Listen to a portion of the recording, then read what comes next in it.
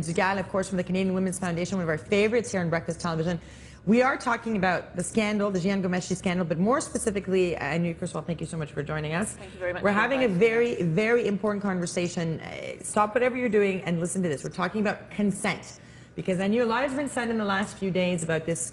This was consensual. He's claiming this. I had consent to do all these things. Let's actually take it a step back here. What is consent?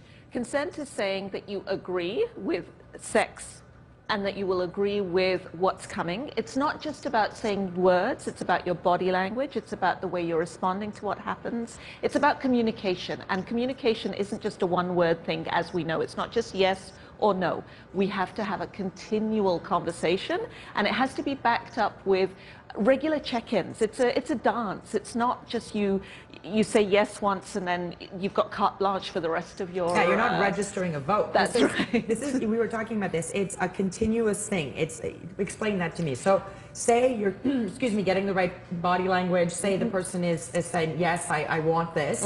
You're saying it's continual. It changes, it's evolving. And it evolves because what you're doing is changing and evolving. You're trying things out. You're learning about each other. In any relationship, we're learning about each other. So we have to check in. Is this okay with you? How are you feeling? If somebody's not responding or is crying or is responding in a way, even in a relationship that might be, kink, it's not something that is automatic that you're going to say, this is okay, you need to check in.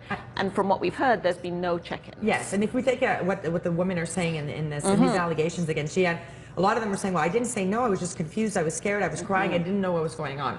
And a lot of people are saying, well, that's not a no, but that is a no. It is a no, and actually the point of being pressured or being too afraid to say no is also not consent. It's very clear in all the ways that we look at this at Canadian Women's Foundation, legally, socially. Being too afraid is a very normal reaction, and survivors tell us, I didn't know what to say, I couldn't move, I was powerless, because they are so shocked by what happened. Yeah, it's a sort of shock and awe situation, and we have to talk about this. A lot of people are saying, well, these women, they didn't put their names on this, they didn't come forward, they didn't press charges. Which is, I think, not understanding what assault is. Absolutely. Assault is a deeply traumatic experience, and survivors tell us at Canadian Women's Foundation that they don't want to let people know what happened.